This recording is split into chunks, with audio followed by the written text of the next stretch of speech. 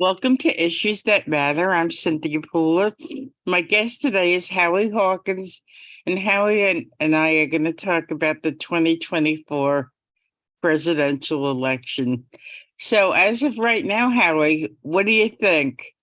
I mean, you see all the stuff they talk about with Biden and all of the stuff with Trump on the mainstream media. What's your thoughts? Well, for those of us on the left, we need our own campaign. I mean, Biden is the man of the corporate center, neoliberal economics. The Democrats failed to restore the Voting Rights Act and to enact election protection legislation, as Republicans in about 20 states they control are undermining the right to vote and setting it up so they can steal elections. It's a very dangerous situation. That right-wing movement is probably stronger than it was going into 2020 because they've used their power in the states to set up institutions by which they can meddle with elections. And the scapegoating of immigrants and minorities and women and LGBTQ people is, if anything, accelerated from 2020. So the far right is a threat. And, the Democrats, they offer neoliberal economic policies which really don't help working class people, economic security for them. And then they tout token diversity within a context of growing inequality. So that enables the right to, scapegoat, different marginal groups as the cause. So it's a bad dynamic and it keeps pushing the country to the right. And meanwhile, the climate crisis is not being addressed. What we called for in my campaign in 2020 for an economic bill of rights, those kinds of things like a job guarantee and Medicare for all are just not on the agenda. And then when it comes to foreign policy and nuclear weapons, we're in a new nuclear arms race. That was not even discussed in 2020. Daniel Ellsberg just passed, and Yes. I was trying in 2020 to put forward some of his ideas for nuclear disarmament initiatives that could break this dynamic of, growing nuclear arms, and we're out of these treaties. Starting with, for example, dismantling the intercontinental ballistic missiles, which we don't need for deterrence. They're just targets. They just make us a target. And that was one of his suggestions, but none of that was discussed. So I think, and then finally, to open up the political system, they'll call whoever the Greens run for president a spoiler. And we got an answer for that. Get rid of the Electoral College and have a national ranked choice popular vote for president. That gets rid of the spoiler problem. And then, we can extend that to proportional ranked choice voting for the House of Representatives, which would give the Greens and maybe some other third parties seats in the House and would change the whole dynamic. So the left would have a voice, not just when they run elections that are called spoilers, but in the ongoing process of government. So these are all things, that need to be raised. And if we don't run our own candidate, they won't be raised. Okay, now I've got a couple of questions for you. If you put MSNBC on, they talk about the viability of Joe Biden. And Joe Biden, it seems like he's making one gaffe after another, and he's tripping over his shoes and stuff. And he's 80, and a lot of people that are 80 are still with it, but I think he's losing it. Why do you think the Democrats are so adamant in having Biden run for another term? I don't think they want to switch horses in the middle of the stream. He did beat Trump. He's got a story to tell that he got some things done. And I think they feel that's their best shot. And none of the, nobody like Sanders wanted to challenge him. So you got some marginal candidates like Bobby Kennedy Jr. But he's not, I think, seen as serious by most people. So, he's into conspiracy theories, and he's more and more getting himself involved with the so-called populist right, which is full of conspiracy theories. So there's really nobody to challenge Biden. So my question to you is, do you think that if the media talked about the candidates in a constructive fashion, that many people would not have a negative attitude towards RFK Jr.? Do you think the media is doing all this to make Kennedy look bad? And he makes himself look bad. And he says a lot of ignorant stuff that, like on the Palestinian-Israeli question, are just, very conservative, right-wing, callous toward the Palestinians. The vaccine stuff is crackpot. He doesn't know the history of Ukraine. He said in one of his tweets that the US had put, or NATO had put, nuclear missile launchers across the whole border of Ukraine with Russia. It's just not true. But he read it in some, God, I forget his source, but it wasn't a credible source. I mean, he's just, I think, if anybody's lost it, it's Kennedy, more so than Biden. Really? And Donald Trump is facing all kinds of legal issues right now. Do you think it's a setup to make sure that he doesn't run again? No, I think he's guilty of sin, and it's about time he's been a criminal his whole life. It's about time he was brought to justice. I mean, of course it's good for the Democrats and that he's the front runner for the Republicans and he's in trouble, but I would not let him off the hook because he's a Republican candidate. Nobody can be above the law. And this guy's been above the law for too long. So his just desserts are coming, and I think it's way past time. So let's talk about the Green Party a little bit. You might consider running again, and so is Cornell West. What's your feeling about Cornell West? People are saying, oh, he's going to be an alternative to the Democrats, and he's a celebrity. What do you think? Well, that's true. And, there are advantages to celebrity. I'm just a retired Teamster warehouse worker. My running mate was a truck driver. And so there was no celebrity there that, the media was interested in. They don't want workers running for office. So he's got that advantage. And, I was looking at it. We haven't had a serious candidate step up yet. And I was kind of feeling obligated to put together a campaign, and I'm stretched as it is. So if Cornell can run a good campaign, I'd be all for that. I do have questions, though. I mean, he announced with a party that doesn't exist and has scandals internally, the People's Party.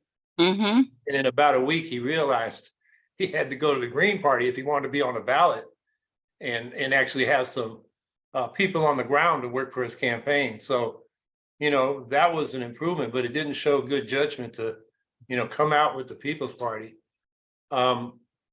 Given his record of flip-flopping back and forth between Democrats and Republicans over the years. I mean, in 2000, he was for Bradley, and then he flipped to Nader in 2000, and then in the backlash against Nader and the Greens, after Bush was elected, he was with Sharpton, and then pro-war John Kerry and the general. You can just trace it all the way down. And, he was with Sanders in 2016 and then flipped to Jill Stein in the general election. And in 2020, Angela Walker and I, we talked to him on his podcast about it, and he didn't support us. He supported Biden on the theory that you get rid of Trump and you defeat fascism. We tried to explain to him that Trump is the symptom of a much deeper problem, that, white racist current that goes back, throughout American history. And it's institutionalized. They control a lot of state governments. They have a lot of representation in the House and Congress. and you get rid of Trump, but somebody else is going to express those politics. You got to defeat those politics. And we argued that the neoliberalism of the Democrats just fuels those politics. As I said earlier, neoliberal economic policies create more economic inequality. And then, the Democrats tout diversity, but it's token at the top levels. And there's growing inequality throughout society, which makes people vulnerable to these scapegoating appeals of the right. So that's why, we need an alternative. And but Cornell didn't see it that way in 2020. I'm not sure what's changed now, from the analysis he had in 2020. In fact, if anything, I think the threat from the far right is even greater. They're stripping people of abortion rights, of voting rights. They're challenging, the right to talk about racism or racial history in this country. LGBTQ people, don't say gay, all that stuff. I mean, they're stronger than they were when Trump was running in 2020. So I'll be interested to hear Cornell answer that question. What changed? Because we didn't get his support in 2020.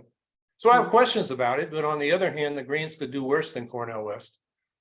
I was thinking about, I kind of felt obligated because there hadn't been a serious candidate, but to pull together a campaign is like starting a business. All the people that worked for me in 2020, 2 of them passed away.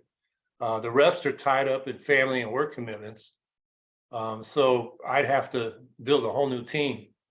So maybe he will relieve me of that burden and I can, help him. But we'll see. I have, other questions about the policies he put out initially, which seemed to me, just one example. He came out with the idea that we need term limits in the House rather than proportional representation, which is a game-changing reform. Term limits is, the right-wing solution. And then he talked about hand counting paper ballots rather than machine counting, which is more accurate, which is another, nostrum from the election denier right. So, I think he got that from the People's Party. And then he didn't talk about, the Democrats failed to pass the Voting Rights Act and election protection bills to preempt what the Republicans are doing in the states. They failed. I mean, that should be a club with which he beats the Democrats. Because, they don't get done what they say they're going to do, what they say they stand for. So I think, the pro-democracy agenda needs to be central, particularly with the Republicans posing such a threat. You got to have an answer for why, not go with Biden. I think our answer is we got real solutions to these democracy problems. But still, you come on my show all the time, but I think you have the Greens have trouble getting the media to listen to you guys, right? Well, it depends on the context. I mean, I got decent coverage in some of the gubernatorial races, but it's a challenge. We're kind of, the main narrative is between the Democratic and Republican candidates. And then if we're running a good campaign, they'll say something about us. It's kind of an aside. And it's ironic because, we asked them, well, why don't you give us equal coverage? And they say you can't win. And in statewide elections in New York, the Republicans can't win either. I say, why give them any coverage? So, yeah, that's a challenge. But, one thing, Cornell West has an advantage. He is a celebrity. He's got a lot of coverage, in mainstream, cable news and newspapers, and also many of the podcasters that wouldn't touch us in 2020. So if he decides of celebrity. So if he decides to run, would you support and help him? Well, he has decided to run, and yeah, I intend to give him a call. I got his phone number. I just got back from South Korea, the Global Greens Congress. It's unfolded while I was over there, and so I'll probably reach out to him soon. Okay. See, where he's at on some of these issues, and if he wants my help. Okay, one of our friends in the Capital District was saying that he didn't think that Cornell West was going to follow through, that he's just going through the motions and ultimately he will not run. Would you agree with that assessment? I think it's a concern. Like when I was saying, he's flip-flop back and forth between the Democrats and Republicans. When his celebrity peers in academia and progressive circles start vilifying him, is he going to bend? Is he going to break? Or is he going to, stick to his position? So I think that's a question to be resolved. It's a concern. So you've talked about Robert Kennedy. You've talked about Trump. Don't you? Let's talk a minute or two about Biden. All of these gaps that he's doing, it leads to the perception that he's not fit enough to be president, and the Democrats are just shoving it down people's throats. Would you agree with that assessment? He's been doing gaps his whole life. I mean, that's nothing new. And, there's a whole institution around him. So, he doesn't have to be 100% to hold the office. He's got a huge staff with a lot of smart people. I mean, look at Reagan, he was getting dementia toward the end of his second term. And his administration still functioned in the way it did. I mean, we didn't support a lot of its policies, but actually he did one good thing there with Gorbachev, those nuclear disarmament agreements. Yes. So, I think, somebody like Biden couldn't do what I used to do, unloading trucks at UPS, but he can sit in an office and sign papers and talk to people. I think he can handle that. So, you think a second term is doable for him? Yeah, I mean, he might not survive, and then Kamala Harris would become the president. Mm-hmm. And her politics are not very different than Biden's. Right. So, as this unfolds, are you going to be a person who is behind the scenes, or do you think you're going to be in front of the curtain? You mean be a candidate? Yes. Well, I'm watching right now. I got several weeks of family and writing and local community commitments. Okay. I'm just going to watch, and maybe toward the end of the summer, if I'm not happy with what Cornell West is doing, I might try to pull a campaign together. But like I said, that's not easy. I don't want to do a half-assed campaign with no money and no competent staff. So, we'll see. Now, you've been involved in politics for a long time, and, I've watched politics ever since I was young. In my opinion, this whole election season going into 2020 is absolutely absurd. Would you agree? Yeah, but that's not really anything new. I mean, the debate at the level of the two major parties in presidential elections, Okay. it's very shallow. For example, I mentioned, they didn't debate foreign policy or, our nuclear posture at all in any of the debates and any of the press statements by the two major candidates. And those are huge issues. And I'm trying to think, what were the, real debates between Trump and Biden? And Trump was saying, Biden will, ruin the country, kind of vaguely implying that, sometimes he'd say communists or radical leftists would take over. And Biden was saying, if Trump gets elected, it'll be the end of democracy. Those are both pretty abstract assessments. And when it came to policy, like, how are we going to get everybody health care? What are we going to do about unemployment? Housing's a huge issue. Homelessness is growing. Rents are too damn high. There was no discussion of housing policy in that election. So that's absurd. We have real problems, and these presidential elections don't address them. So we have a little while to go before the dust settles. So Howie, would you come back on Issues That Matter and give us your opinion of what's going on? Sure. Great. You've been listening to Howie Hawkins. I'm Cynthia Pooler. This is Issues That Matter. And if you like this show, please subscribe to my YouTube channel. Thanks, Howie. We'll talk again. And thank you, everybody, for listening. Have a great day.